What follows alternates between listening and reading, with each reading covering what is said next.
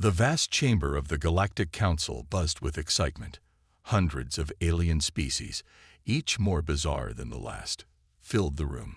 They whispered and clicked and hummed in their strange languages. Something big was about to happen.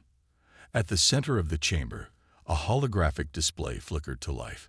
It showed a blue and green planet spinning slowly in space. The room fell silent. High Counselor Zix, a tall being with shimmering purple skin, stepped forward. Its 4 eyes blinked in sequence as it addressed the crowd. Esteemed members of the Galactic Council, Zix's voice boomed. Our deep space explorers have made an unprecedented discovery. A new intelligent species has been found. The chamber erupted in a cacophony of sounds. Some aliens cheered, others growled in concern. It had been over 1,000 years since a new species joined the galactic community. Zix raised its tentacles for silence. We have been observing this species, which calls itself humans, for the past solar cycle. Our findings are surprising. The hologram zoomed in on the planet's surface. It showed cities, vehicles, and the small bipedal creatures that inhabited them.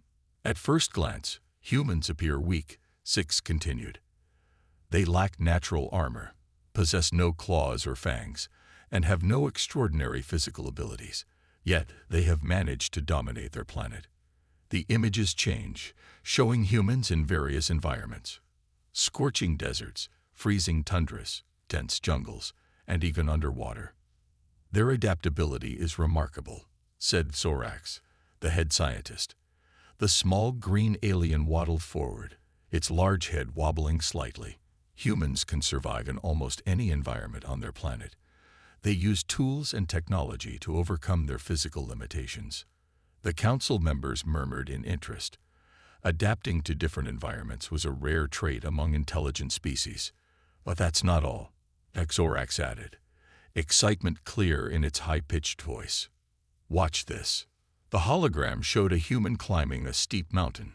Suddenly, the human slipped and fell. Many council members gasped, expecting to see the creature's demise. But to their shock, the human caught a ledge, pulled itself up, and continued climbing. Humans have an extraordinary will to survive, Zorax explained. They refuse to give up, even in the face of certain death. We've observed them survive situations that would kill most species. The images kept changing, showing humans recovering from terrible injuries, surviving in harsh conditions, and overcoming seemingly impossible odds. High Counselor Zix stepped forward again. This resilience is unlike anything we've seen before. It poses a question. How will humans react when they learn they're not alone in the universe? The chamber filled with murmurs again. Some were excited about the potential of this new species. Others worried about the implications of such tenacious creatures joining the galactic community. We must proceed with caution, Zix declared. I propose we send a diplomatic mission to Earth. We need to learn more about these humans before we decide how to proceed. The vote was unanimous. The Galactic Council would make first contact with humanity. As the session ended, the aliens filed out of the chamber, their minds buzzing with questions. What would these humans be like up close? How would they react to alien life? And most importantly, what impact would this resilient species have on the galaxy? Little did they know, humanity was about to change the course of galactic history forever. The sleek alien spacecraft hovered silently above New York City. Its smooth silver surface reflected the morning sunlight, catching the eyes of millions of stunned humans below. The day of first contact had arrived. Inside the ship, Ambassador Zila of the Galactic Council felt nervous. Her tentacles twitched as she prepared to meet the human leaders. Remember, she told her team, we must be careful. Humans are unpredictable. On the ground, world leaders gathered in the United Nations building. The air was thick with tension and excitement. President Sarah Chen of the United Earth Alliance stood at the podium, her face a mask of calm determination. Today, we make history, she announced to the world. We are not alone in the universe, and we are ready to join the galactic community. As if on cue, a beam of light appeared from the alien ship. It touched the ground, and 3 figures materialized. Ambassador Zila, flanked by 2 other aliens, walked forward. The crowd gasped at their strange appearance. Zila approached President Chen, her 4 eyes blinking rapidly. "Greetings, humans," she said, her words translated by a small device. "We come in peace." President Chen smiled and extended her hand. "Welcome to Earth." The handshake that followed was broadcast to billions around the world. Humans and aliens, 2 intelligent species, meeting for the first time. Over the next few days, the aliens were amazed by what they saw. Humans showed them their cities, their technology, and their art. But what surprised the aliens most was the human spirit. They visited a hospital, where they saw humans fighting against diseases with determination. They watched as paralyzed people learned to walk again using advanced prosthetics. "Your will to live is extraordinary," Zila commented to Dr. Amit Patel, the hospital's chief surgeon. Dr. Patel smiled. "It's in our nature. We never give up." The aliens also visited a space center, where humans were planning missions to Mars and beyond. "But your technology is not as advanced as ours," one of Zila's assistants noted. "How can you hope to succeed?" The NASA director, Jack Thompson, laughed. "We'll find a way. We always do." This attitude puzzled the aliens. They had never encountered a species so determined to push their limits. On the final day of their visit, the aliens witnessed something unexpected. A major earthquake struck a coastal city. Instead of panicking, humans sprang into action. Rescue teams rushed to save people trapped in buildings. Neighbors helped each other. Even children joined in, offering water and comfort to survivors. Zila watched in awe. "I've never seen anything like this," she said to President Chen. "Your people faced disaster with such courage." President Chen nodded proudly. "This is who we are. We face challenges head-on, together." As the aliens prepared to leave, they realized their view of humans had changed. These creatures were not just surprisingly resilient. They were innovative, compassionate, and unbelievably determined. Back on their ship, Zila turned to her team. "We must report this to the Council," she said. "Humans are unlike any species we've encountered. They refuse to accept limitations. They adapt, they innovate. They refuse to die."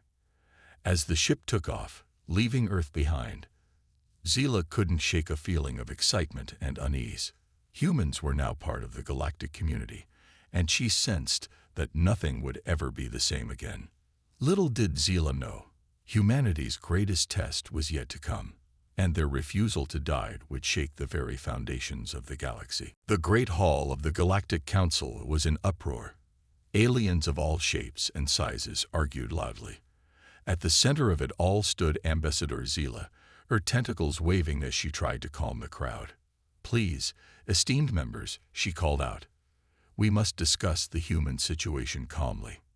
High Counselor Zix banged a glowing staff on the floor. The room fell silent.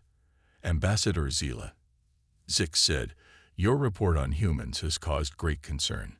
Some members believe they could be a threat to galactic peace." Zila was about to respond when suddenly, a new voice boomed through the hall. "Threat? Ha! These humans are nothing but weak creatures playing at being strong." All eyes turned to the speaker. It was General Crag of the Zorgans, a warrior race known for their strength and aggression. The massive reptilian alien stomped forward, his scales gleaming under the hall's lights. "I say we challenge these humans," Crag growled. "Prove once and for all if they're worthy of joining us in the stars." Murmurs of agreement rippled through the crowd. Zila felt a chill run down her spine. "But that would be against our laws of peaceful contact," she protested. Crag laughed, a harsh sound that echoed in the hall. "Peace. The galaxy is no place for the weak. If humans want to join us, they must prove their strength." The council erupted into debate once more. Some agreed with Crag, while others sided with Zila. In the end, High Counselor Zix raised all 4 hands for silence. "We will put it to a vote," Zix announced. Should we test the humans' worthiness through challenge? The vote was close, but in the end, Craig's proposal won. Zila's heart sank as Zix turned to her. Ambassador, you must return to Earth and inform the humans of the Council's decision. Back on Earth, the news of the challenge sent shockwaves through human society. World leaders gathered in emergency meetings. Scientists worked around the clock to improve Earth's defenses. In the Oval Office, President Chen sat with her advisors, her face grim. What exactly are the terms of this challenge? She asked Ambassador Zila. Zila's image flickered on a large screen. The Zorgans will attack Earth in 1 Earth year, she explained. If you can repel their invasion, you'll be accepted into the Galactic community. If not, she trailed off, unable to finish the sentence. President Chen stood up, her eyes flashing with determination. Then we have no choice. We'll face this challenge and show the galaxy what humanity is made of. Over the next months, Earth became a hive of activity. Countries that were once enemies now worked together. Scientists shared breakthroughs. Soldiers trained side by side with former foes. In factories around the world, new weapons and shields were built using a mix of Earth tech and alien knowledge shared by sympathetic council members. Massive space stations were constructed in orbit, the first line of defense against the coming Zorgan fleet. As the deadline approached, tension on Earth reached a fever pitch. But along with the fear, there was a sense of unity and purpose that humanity had never known before. On the eve of the attack, President Chen addressed the world. Tomorrow, we face our greatest challenge, she said, her voice strong and clear. But remember this, throughout our history, humanity has faced countless threats to our survival. Each time, we've emerged stronger. We do not quit. We do not surrender. We refuse to die. And tomorrow, we'll show the galaxy the true strength of the human spirit. Cheers erupted around the world. In homes, in bunkers, in space stations, humans prepared for the fight of their lives. As the first Zorgan ships appeared on Earth's long-range scanners, one thing became clear. This would be a battle that the galaxy would never forget. The sky above Earth burned. Zorgan warships, massive and menacing, filled the atmosphere. Their weapons flashed, raining destruction on the planet below. But humanity was not going down without a fight. Earth's space stations, hastily built but sturdy, formed a defensive line. Human pilots and sleek fighters darted between the larger Zorgan ships, their smaller size making them hard to hit. On the ground, soldiers and civilians alike manned defenses, determined to protect their home. General Craig, leader of the Zorgan forces, watched from his command ship with growing frustration. These humans should have fallen by now, he growled.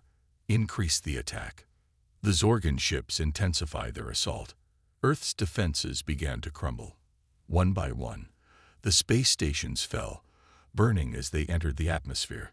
Cities were hit hard, their buildings crumbling under the alien onslaught. In the underground command center beneath the ruins of Washington, D.C., President Chen watched the battle unfold on large screens. Her face was streaked with dust and sweat, but her eyes remained fierce. Madam President, a young officer said, his voice shaking. We've lost contact with Europe and Asia. Our defenses are failing. Chen closed her eyes for a moment, then opened them with renewed determination. We're not done yet. Initiate Operation Phoenix. Across the world, hidden bunkers opened. From them emerged swarms of tiny drones, barely visible to the naked eye. They rose into the sky, surrounding the Zorgan ships. On his command ship, General Craig laughed at the sight. What are these? Toys. He ordered his gunners to ignore them and focus on the remaining human defenses. That was his mistake. The drones attached themselves to the Zorgan ships. At first, nothing seemed to happen. Then suddenly, ship after ship began to lose power. Their weapons went silent, their engines sputtered and died. What's happening? Craig roared, pounding his control panel. Back in the command center, President Chen allowed herself a small smile. Nanobots, she explained to her stunned staff. designed to infiltrate and disable Zorgan technology, a joint project between human scientists and friendly aliens who disagreed with this challenge. As Zorgan ships began to fall from the sky, disabled but not destroyed, the tide of the battle turned. Human forces, battered but unbroken, emerged from their shelters to take on the now vulnerable invaders. General Cragg watched in disbelief as his mighty fleet was reduced to floating hulks. "Impossible," he muttered. "How can they still be fighting?" The answer came in the form of a transmission from the surface. President Chen's face appeared on his screen, bruised but unbowed. "General Cragg," she said, her voice firm, "your attack has failed. We offer you this one chance. Surrender, and we will ensure the safety of you and your troops." Cragg's pride warred with his practical nature. In the end, facing a lost battle and a disabled fleet, he made his choice. "We surrender," he growled. As the news spread, cheers erupted around the world. Humans emerged from bunkers, hugging each other and crying tears of joy. They had faced extinction and survived. In the Galactic Council chamber, the assembled aliens watched the scene in stunned silence. High Counselor Zix turned to Ambassador Zila, all four eyes wide with shock. "It seems," Zix said slowly, "that we severely underestimated these humans." Zila nodded, a mixture of pride and awe in her voice as she replied, "Indeed, they truly refused to die." As the council members began to discuss the implications of humanity's victory, one thing was clear: the galaxy would never be the same again. The species that refused to die had proven their worth, and now they were ready to take their place among the stars. But even as Earth celebrated, new challenges loomed on the horizon. Humanity's journey was far from over. The Galactic Council chamber buzzed with excitement.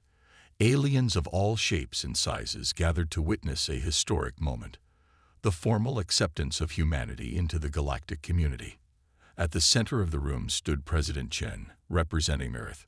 Despite the scars on her face from the recent battle, she stood tall and proud. Beside her was Ambassador Zila, who had become a strong advocate for humanity.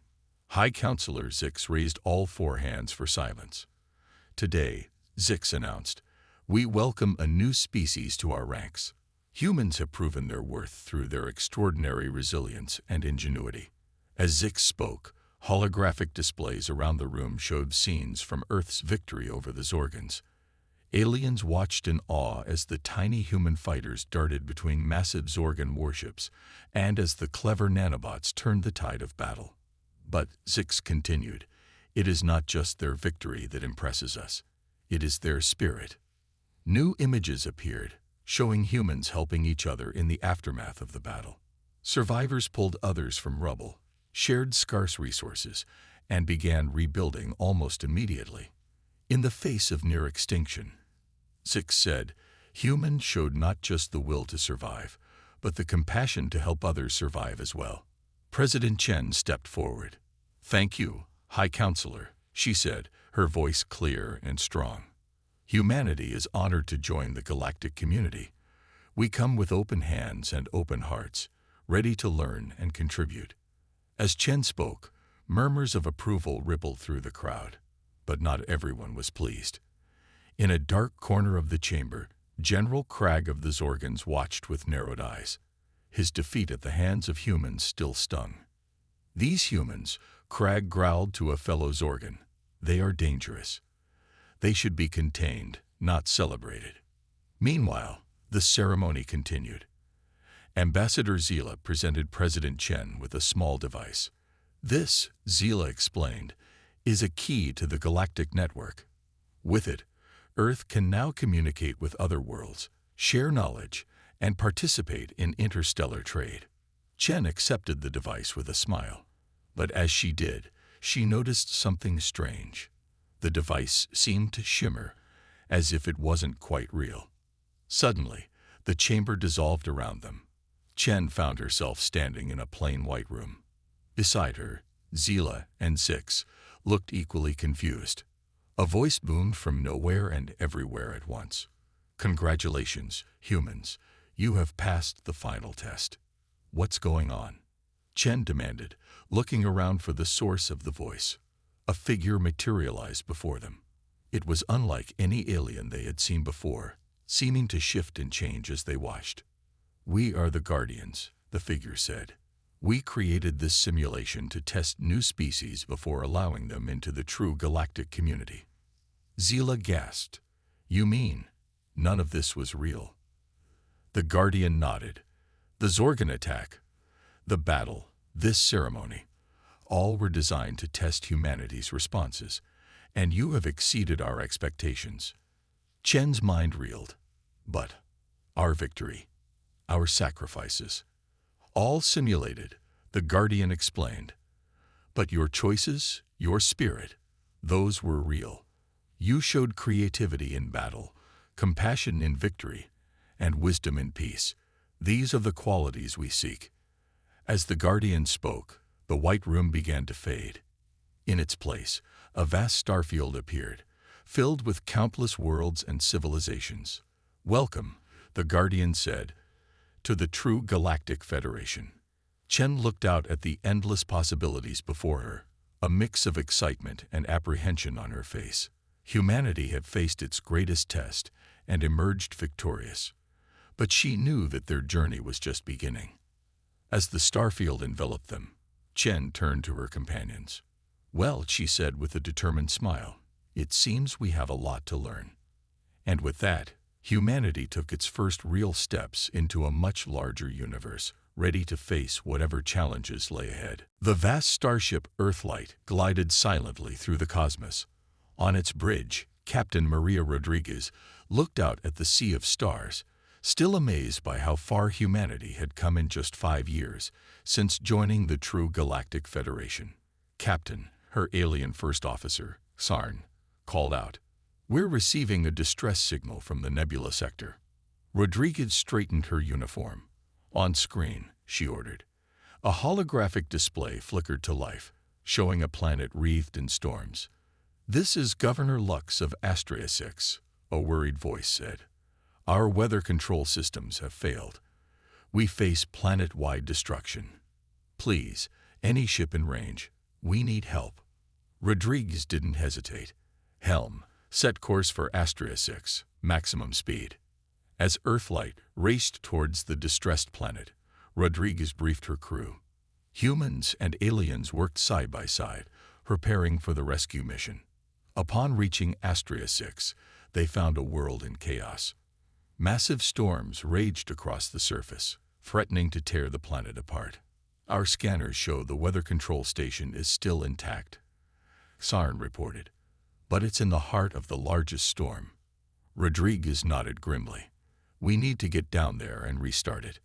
Prepare a landing team." The journey to the surface was treacherous. Wind and lightning battered their shuttle as they descended. Inside the weather station, they found the alien staff unconscious, overcome by a toxic gas leak that had caused the system failure. "We can't restart the system remotely," the ship's engineer, Raj Patel, yelled over the howling wind. "Someone needs to go into the core and manually reboot it." Rodriguez looked at her team. The toxic gas was still present, deadly to most species. But then she remembered something from Earth's history. "Humans," she said, "we have an advantage here. Our ancestors breathed toxic air during our Industrial Revolution. We've evolved some resistance. I'm going in." Despite protests from her crew, Rodriguez donned a light breathing apparatus and entered the core. The air burned her lungs, but she pressed on. With shaking hands, she reached the main console and initiated the reboot sequence. As the weather control system hummed back to life, Rodriguez stumbled out of the core, coughing but alive. Her crew rushed to her aid, amazed by her resilience. Over the next few hours, the storms on Astrea 6 began to subside. The planet was saved. Back on Earthlight, Rodriguez received a transmission from the Galactic Federation Council. The stern face of Counselor Vex appeared on screen. "Captain Rodriguez," Vex said, "your actions on Astrea 6 were unprecedented. You risked your life in a way that goes beyond standard protocol." Rodriguez stood tall. With all due respect, Counselor, saving lives is more important than protocol. Vex's expression softened slightly. Indeed, your human unpredictability continues to surprise us. The Federation has decided to establish a new emergency response unit, and we want humans to lead it. Rodriguez's eyes widened. This was a big step for humanity's standing in the Federation. Your species' ability to survive and adapt in extreme conditions is unmatched, Vex continued. We believe you can teach this resilience to others. As the transmission ended, Rodriguez turned to her crew, a mix of humans and aliens. They all looked at her with respect and admiration. Well, she said with a smile, it looks like we have a new mission. Let's show the galaxy what it means to never give up. As Earthlight set course for their new assignment, Rodriguez reflected on humanity's journey. From a simple test to saving entire worlds, they had proven time and again that humans truly refuse to die. And now, they would teach that spirit to the stars. The adventure was far from over. In fact, for humanity, it was just beginning. The Grand Hall of the Galactic Federation was packed. Representatives from thousands of worlds gathered for a historic moment. At the center stood Admiral Maria Rodriguez, her uniform adorned with medals from a dozen worlds.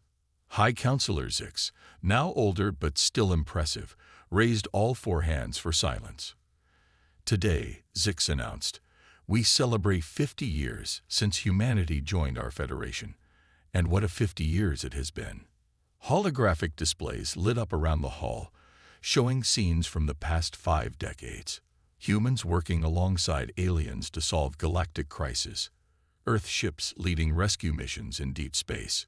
Human scientists collaborating on groundbreaking discoveries. Humans have not just survived in our community, Zix continued. They have thrived.